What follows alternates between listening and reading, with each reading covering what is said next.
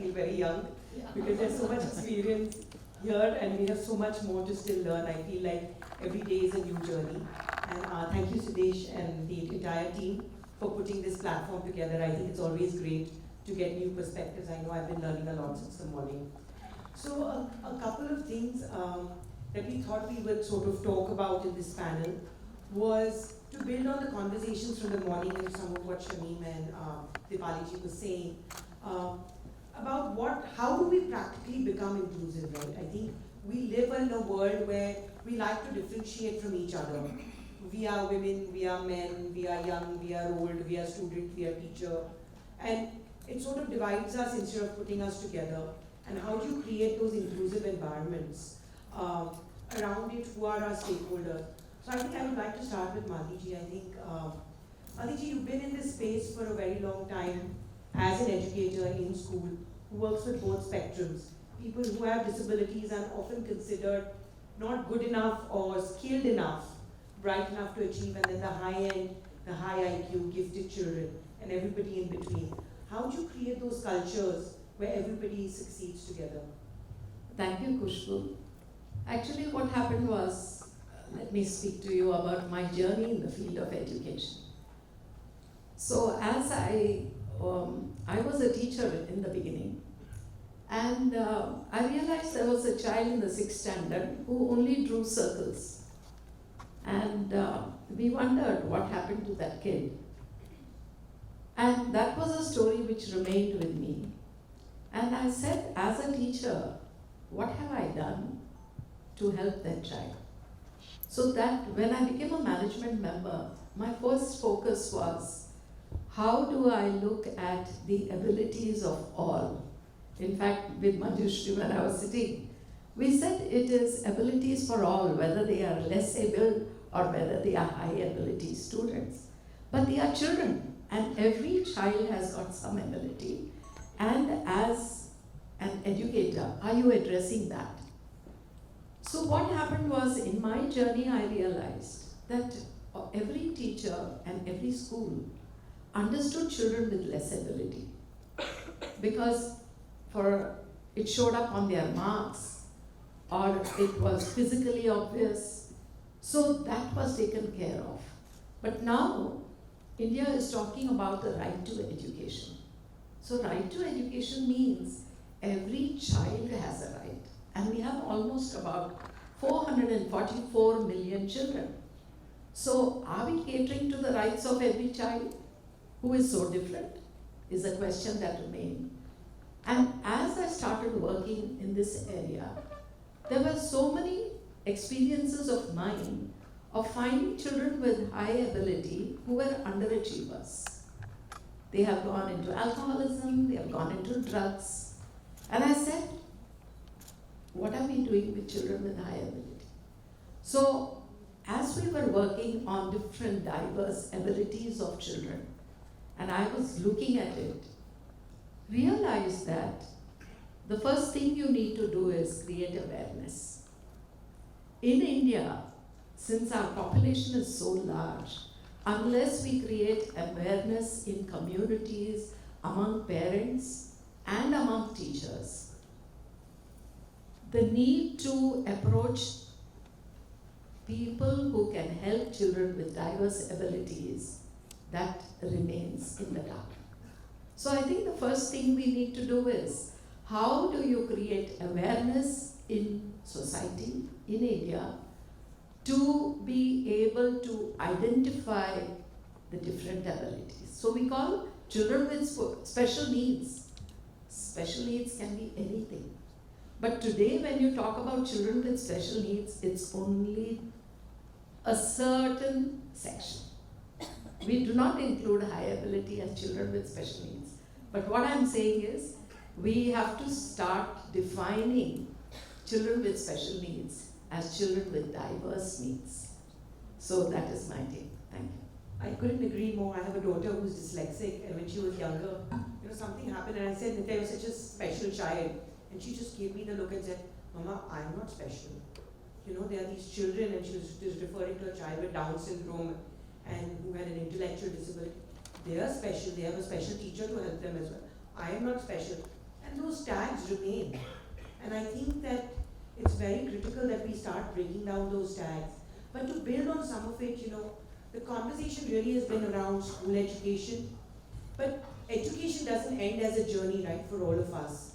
And it's important to start including people in higher education and ensuring that they start transitioning to that as well. And globally, we are seeing a lot of the universities, most US universities have support centers. The UK is beginning to do some of that. But in India, it's still just part of the NEP. So Sandhya ma'am, can you talk to us a little bit about, how do you transition these children then from school to higher, and then we'll get into the nitty-gritties of how to sort of get to it step by step. To be honest, TIHS has the higher education, that is post-graduation and PhD level. So when you talk about the transition from the school to college, that I don't have experience. But what I observe that when the student move from school to higher education or graduation, they have a parental support. They are in their own town. But for post-graduation in TIIT, they have to move from their own town to Mumbai. And that becomes the major transition for them. It becomes very difficult. Then you are thrown out of the comfort zone. And you develop fear zone. So try to understand the psychological word. Comfort zone, fear zone, learning zone, and growth zone. So when students join TIIT, it becomes the fear zone, and it becomes difficult for us to pay attention to the student. To be honest, every year we have a student with disability in my classroom. This time I have 5 students with disability, with different disability, and I don't understand how I am going to pay attention with each one. Because I have also my own teaching responsibility, plus taking care of the student with disability. That's the major issue. One observation is that when students join TIIT, mental health issues occur. Everybody talked about inclusion. But for me, I feel, I don't know about the other people, but I feel personally, how to translate policy of inclusive education into the practice. That becomes very difficult. Each student is unique and strategies are also different, and it is a challenging for me to convert into the inclusive practice, that one thing. Second is that everybody talks about inclusive education, but in the school, not in the higher education. Less attention has been paid in higher education. If you look, those who have a locomotor disability, those who have a vision impairment, they can go to the higher education.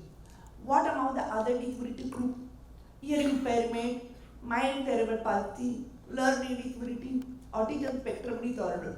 They are not a part of the higher education, very late number.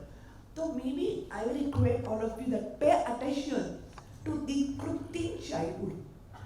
Can I add one more? And second one, when you talk about the mental health issue, I mentioned very clearly that the student move from comfort zone to fear zone. Lack of acceptance of own disability. Student did not want to tell you that I have a disability. Visible disability is okay, but invisible disability, they don't want to accept the fact because they have fear of the stigma and discrimination. Second one, they are also getting pressure from their parents that nothing wrong with you, you are perfect child, hide your disability, and that challenges me as a teacher. How to explain them to accept the disability, take the facilities available for them and move further. That becomes difficult for them. Third one, sometimes we also ask students to go to the counselor, but they don't want to go to the counselor because of the 2 reasons. They don't want to get a stigma, and second, they strongly feel that counselor is not disability friendly counselor. They don't understand what is the meaning of the disability. They don't know how to do counseling on the certain issue arises of the disability. That's the difference between these one. So this is the major issue. And then naturally, lot of pressure on me to do counseling. And I have to tell them, Baba, I'm a teacher, I'm not a counselor. I can't cope both responsibility. So please, maybe what Shamin was talking about the counseling, please focus on the counseling at the school level, equip them in the new situation. That's not happening. There are many more, but time is the issue. I think it's very, very true, and we were discussing this earlier as well. Homiyarji, about teachers, right? Do they have the capacity, and how do you build the capacity for them to actually start teaching children with diversity in their classroom? Because at the end of the day, it's easy for us to sit in this room and say, oh, you should do this, you should do that, but they have like 60, 40 kids. Often they're teaching multiple classrooms at the same time. I often tell teachers, like, I admire you. I have 3 children who at the end of the day want to kill each other and me. And you are teaching 50, 60 kids in a day and still smiling and standing here, coming back to work. So how do you create, and I know you were talking about some strategies where what we do with children with disabilities helps all children. So if you can talk a little bit about that. Since morning we have been listening about people with disability. How many of you have disabilities? All of us. Then why we say children with disabilities? Why don't we say children? Every child has an ability, right? It's our inability to help that child. It's the systemic inability to include that child. There's some children who will be easily included, some children might need some additional accommodations. And probably that is the answer to your question before. What are those accommodations that we can create in our systems, which will obviously not include 100% of our children? We don't have that answer as yet today. That is my understanding, correct me if I'm wrong. But at least we have an answer where we can accommodate at least 70% to 75% of all children sitting in a classroom using technology. That is what we have learned as Benetech. Benetech is an international NGO serving persons with print disability across the globe.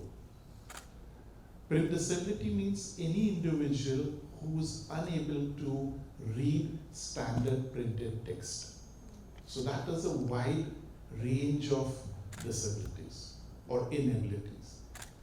Visual impairment, obviously, but it also includes children with dyslexia, as Noopur was saying, children with cerebral palsy, as ma'am was saying, children with dexterity issues of the hand who cannot hold a page or turn a page of a book. Even he or she is a print disabled because printed word is difficult for that child to handle. So if we can group this group of children, we are talking about at least 10% of our population who come under print disabilities. That is according to WHO. At this point, I am not mentioning about hearing impaired, I am not mentioning about other disabilities for a reason which I'll come to later. So how do you include the print disabled into your systems? And how do you facilitate your teachers to include these children into a mainstream classroom?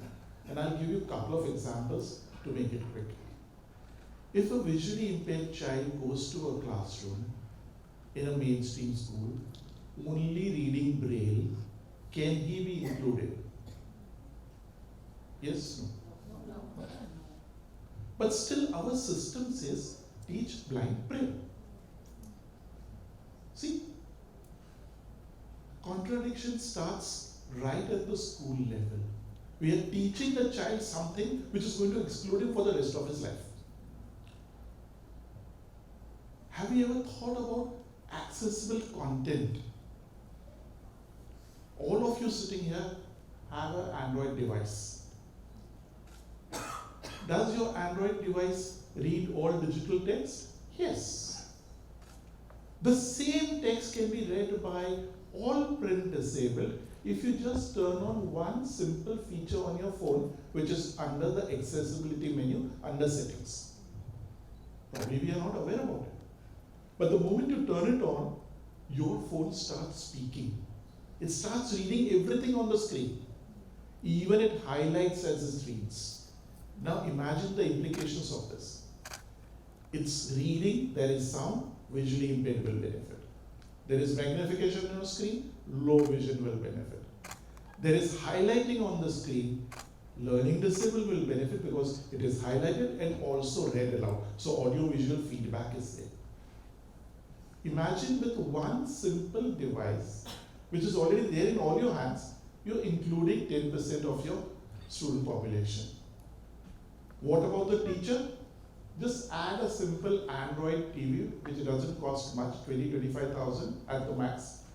Teacher has an Android phone, connect it to the screen, project everything on the screen, the classroom becomes accessible. You can zoom into diagrams. No Braille book has a diagram. The diagrams will have alt text which the audio will read out. That means all diagrams now become accessible to blind. Low vision will zoom in, and all those who are supposed to be non-disabled students in the classroom will still benefit because you are using audio visual. Doesn't it make your classroom accessible? This is what we have been promoting and practicing across India, and we have set up models across multiple states, and we have started with the so-called blind schools, transiting them from traditional to digital means of education so that these children, when they come out of these schools, can be included into higher centers of education and not just study humanities as a subject, but also study STEM as a subject. Understand STEM and blind. Have you ever heard about that? No. Why? Do they lack IQ? No.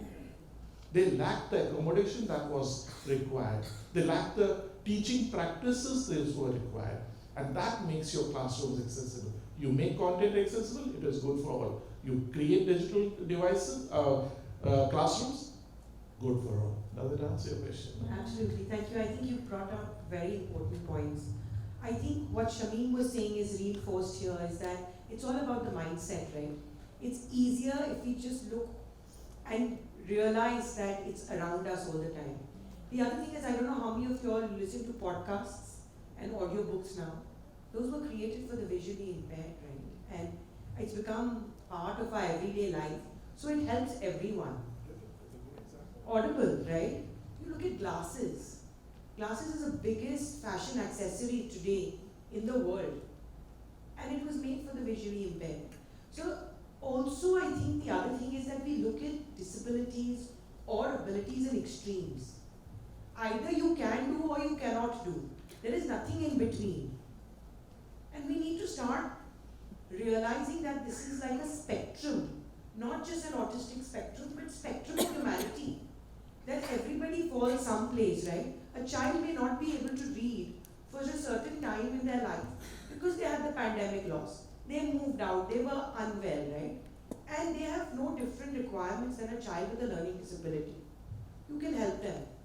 The other is this notion that ma'am was touching on a little bit is, how do you break that stigma and make everybody work together? I'm sure all of us in the room have the same motivation, but our journeys have been different, right? We've all played to our strengths, and that's why we are in this room today. So how do you enable those environments in the classroom, working with parents, maybe teachers, to get these children to work together and build on their strengths?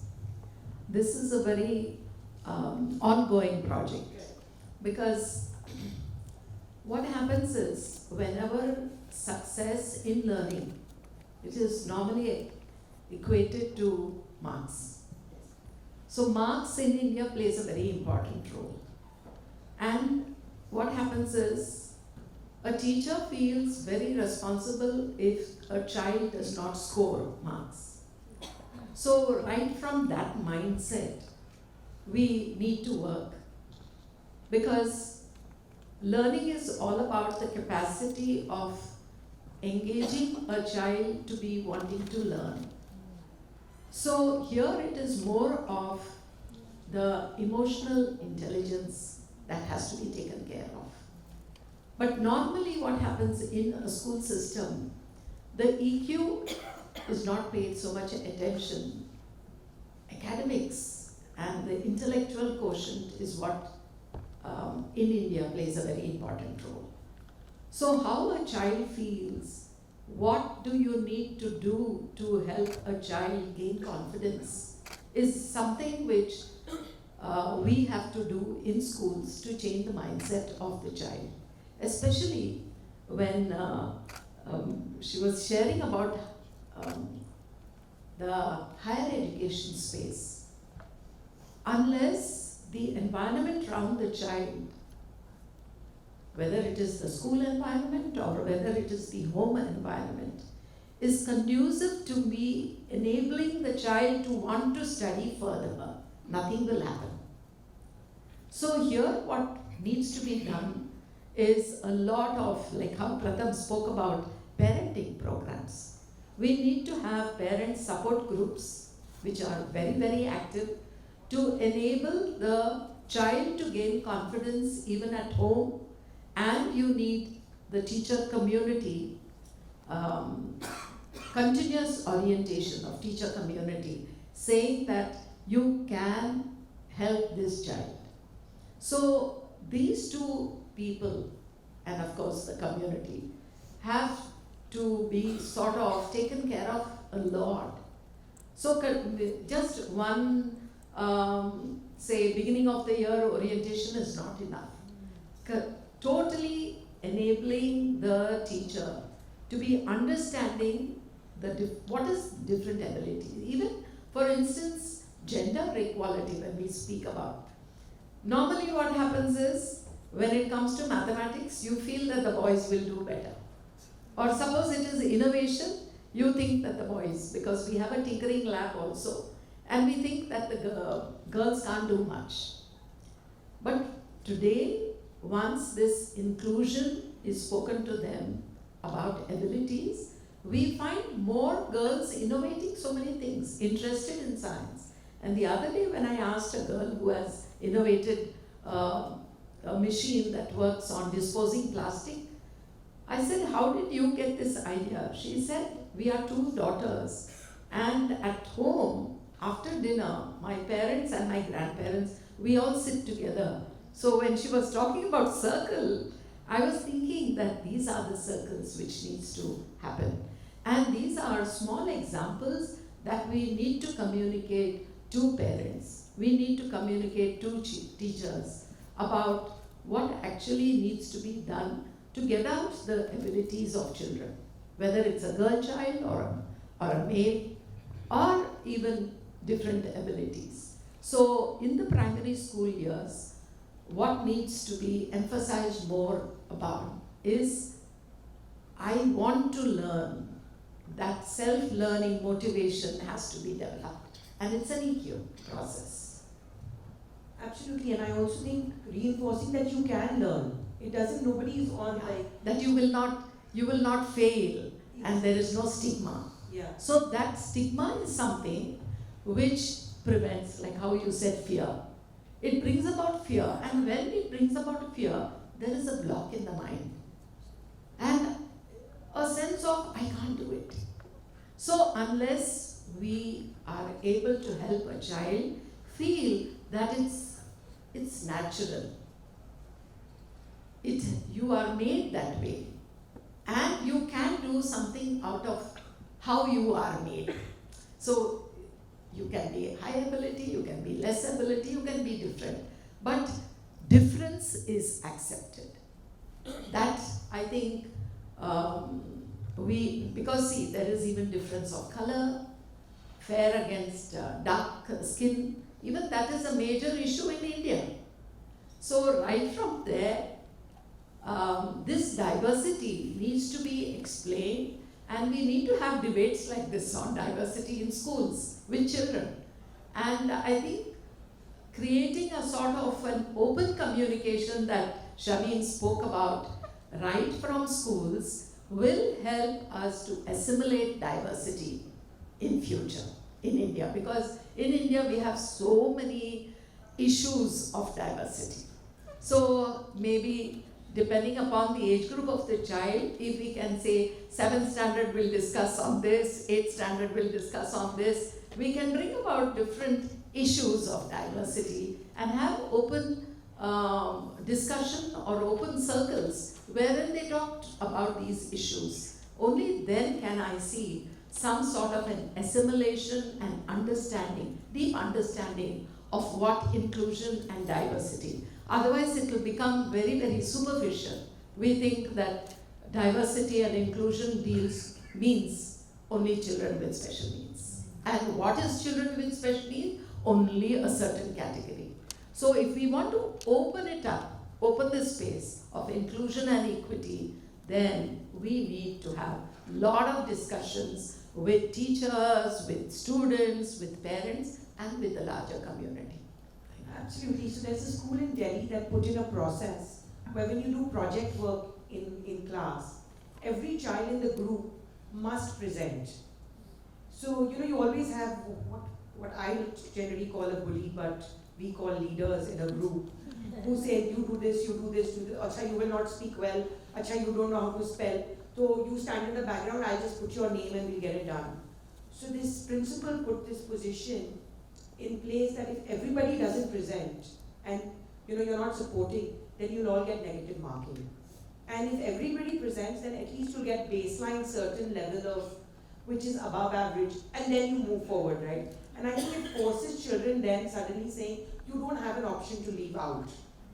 And I think if we can create that for the adults and for the student, for the teacher body as well might help. But I want to come to a different point where, we've spoken a lot about the support. But the truth is, if you don't identify the problem, is it possible to support? I know for the visible disabilities, a lot more identification happens. But how do you resolve those for invisible disabilities, autism, learning disabilities, people who may have partial hearing loss, partial eyesight? How do we enable our teachers in the school to identify this and not say that, oh, this is a dumb child or this is a duffer who's lazy, not being able to do it? And I'll open up to anybody who would be interested in it. I just speak just now when you said that, because we are planning to introduce that now very soon. See, what happens is, in the lower classes especially, sometimes children come with hearing problem and they cannot learn because they cannot hear. Similar to children with eyesight problem. Because they can't see, they are unable to learn. So we are planning to have a screening of everybody's hearing, auditory. So that we never thought of earlier, but now we are planning to have it in the kindergarten school. So that we identify any child with a hearing problem. Very interesting. So this problem gets even more exaggerated when we are talking about adolescents and teenagers, especially girls with disabilities. Speaking from experience from my field, that's visual impairment, especially partially sighted girls who have got good vision are encouraged to hide their disabilities.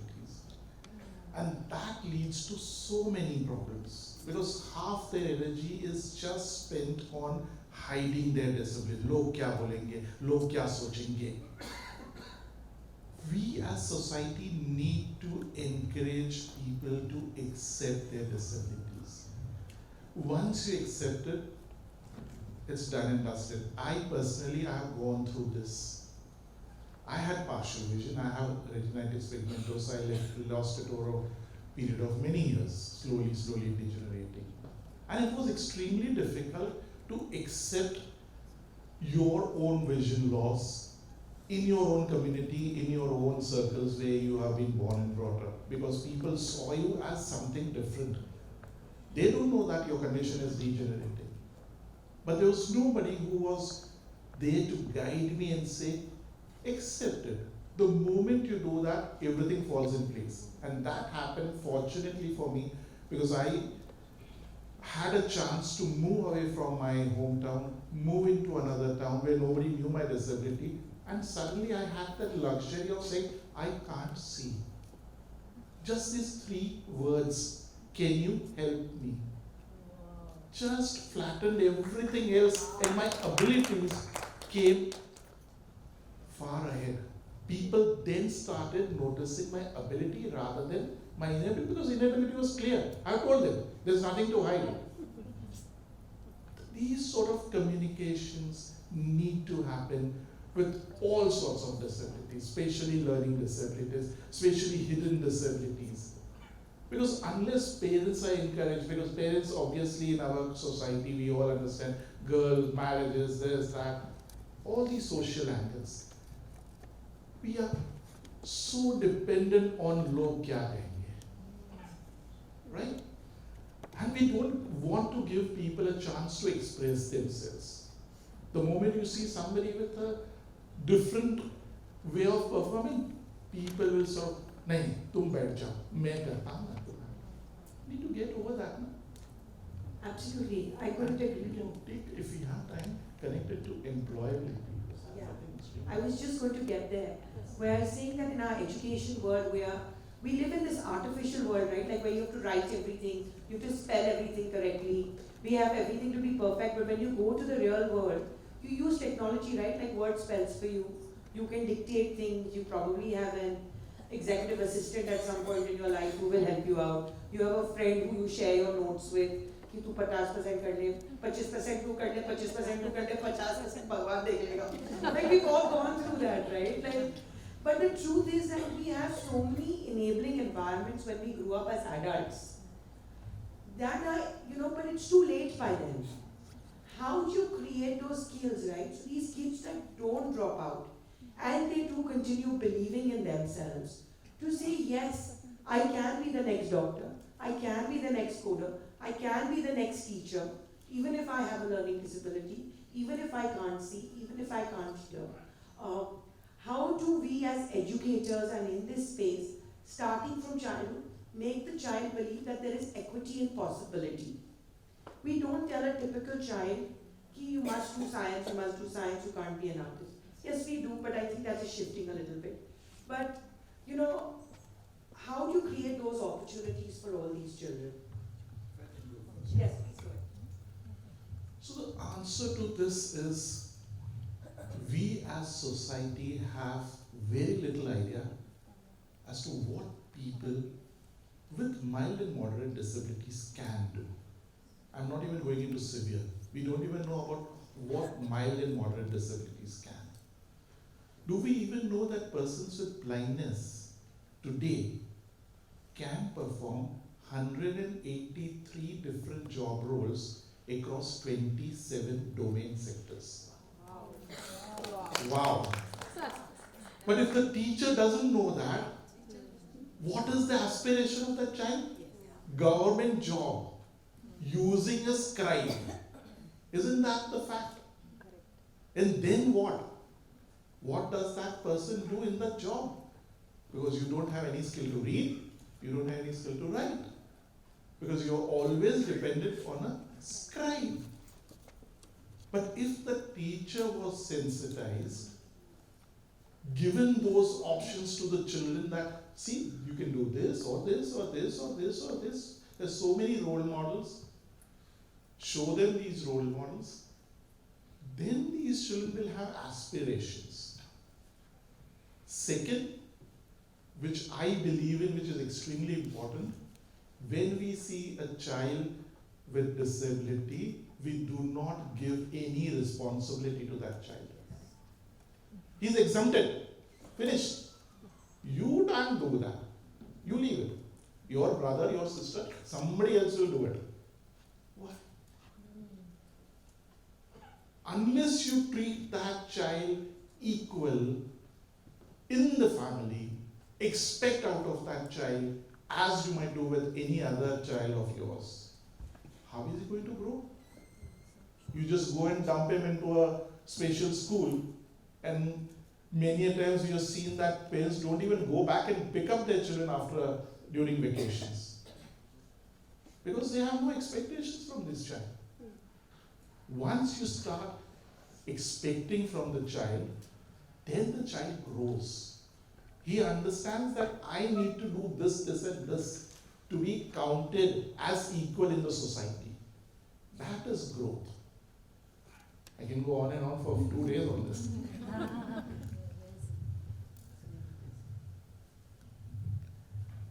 To be honest with you, the child would be totally different from emergency adulthood. I'm talking about the emergency adulthood. They are neither adolescent nor adult. Between 18 to 25 years. That's this calling. So the environment for them is totally different.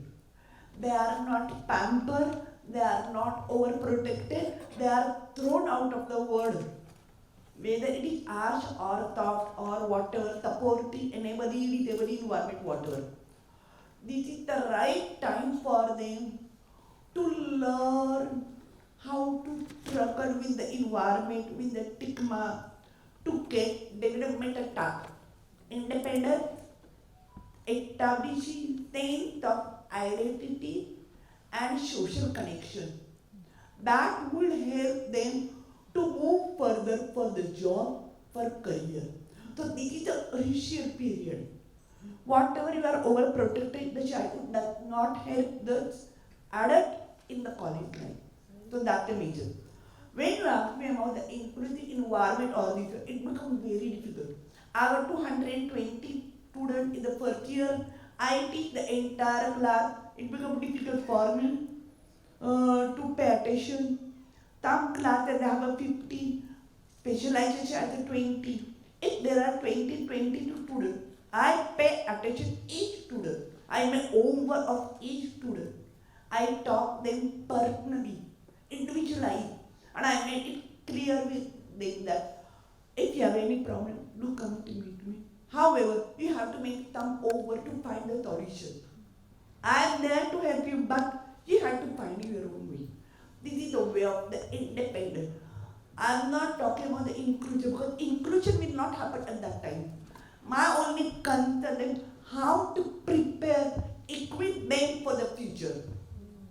And they have to create inclusive environment for them. I'm sorry, maybe I talk very harshly. Maybe you will wonder what kind of the teachers or this one. But if you look, disability, affirmative action. This is the new word in the disability study. Disability, affirmative action. They talked about provide facilities, but make the student with disability or people with disability to take ownership, take the responsibility of that. Because they are the best person how to create inclusive environment. That's what I feel. We are there for them, but ultimately they have to do. That was the different from that. Absolutely, I think people need to be advocates for themselves, their strengths and their weaknesses. Only when that happens do we progress. I do see time limits to all of us. If there are any questions? Yes, we have two. Kushbu, 1 minute. Kushbu? Noopur. Sorry. There is one more small thing which I would like to bring about is we have career counseling. Yes. Career counseling is not inclusive. So I think career counseling concept has to become inclusive. And unless we have career counseling which is inclusive, we cannot help children with different abilities. So I think career counseling is an area where we need to see how do we bring about this section to include in our, to enable our students to be very, get into jobs and employment. Yeah. Absolutely. So we have one comment and question here. The conversations are really enriching and getting deeper, thank you. Could the panel share thoughts on how we can approach the issues of learners at the intersection of caste and disability? What is the effort needed to work with teachers' community mindsets? These are not obvious, but do play a role and become evident in residential schools like KGBVs. This is from Sugana from Sattva Consulting. I think intersectionalities across spaces, it could be caste, it could be religion, it could be gender, anything that further diversifies and weakens. What is the main question? The question is, how do you work with people to change mindsets for people who may be at intersections like caste and disability or gender and disability like he was mentioning earlier? It is very complicated because sometimes you are wondering, are you looking for disability first and that other intersectionality later? Sometimes they are quite together, sometimes they are separate. It becomes difficult. So while working in the person with disability or student with disability, you have to first understand what comes prominent for them. For some, disability becomes the major issue. For some, caste becomes caste or gender becomes major issue. Now, when you work with them, you will get clear picture that where the issue comes from. And that we have to deal with them. To be honest with you, I work for so many lot, 38, 40 years, I'm working this field. And I'm working not only that caste, class, culture, gender, but slum area, rural tribal area, I work and I thought I have to learn everything again ABCD. Because what I adopt one strategy is not sufficient for other. It's not effective. So when you talk about intersectionality, you have to find out first what prominent comes.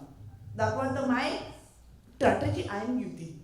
I think that is very enlightening. I think for all of us who struggle with scale, constantly talking, I know the LFE team, Pratham, all of us really, any solution, but isko scale kaise karenge? You know, and because it's not scalable, solution nahi karenge. I think that's great advice and perspective for us. We are trying with a rural school, a gifted program. So we've done similar things what we did in the urban school. And we are now sort of experimenting with a rural school. And we are looking for how is it different from the urban school so that we are able to connect. It's a very new project. We have just identified the students. Last year we did all the training of teachers, all the teachers. And we have opened in Pune district, in Danore village. So let's see, maybe something with regard to things like caste and all that can be worked about. Let's see what will happen out of that. But it's very new. Its concept is interesting. Thank you. So we have another question. As we're talking about school spaces being inclusive, we do see lack of inclusive children literature and activities. To even teach languages, we don't even see ISL or ASL in school spaces. How do we come up with children literature or language even? So, if you all don't mind, I would like to take a stab at this. I think we are seeing a lot of changes coming across. Just yesterday, over the weekend, there was a comic festival that was happening in Bombay. And we saw a lot of diversity in characters there. A lot of content for people who are neurodiverse, by neurodiverse individuals, gender, transient, transgender, those representations. And I think we are seeing this change happening slowly. Also, I would like to go back to the point Sir was making earlier, is that this notion of Braille, ASL, that makes you dependent on somebody who's outside of you and not use technology to help you, is something that we need to start shifting our mindset to. So for example, we saw augmented reality solutions in which you can scan a picture with a camera and it becomes an animated video, right? And it doesn't cost any money.